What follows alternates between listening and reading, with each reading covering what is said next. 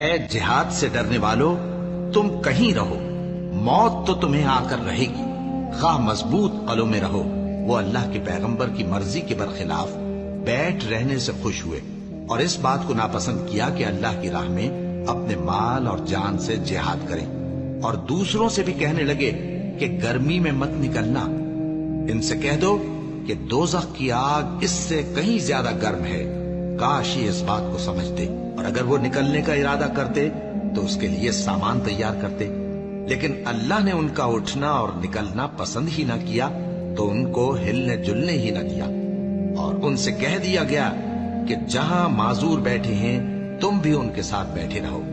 अगर वो तुम में शामिल होकर निकल भी खड़े होते तो तुम्हारे दरमियान शरारत करते और तुम में फसाद डलवाने की गरज से दौड़े दौड़े फिरते, और तुम में उनके जासूस भी हैं। और अल्लाह जालिमों को खूब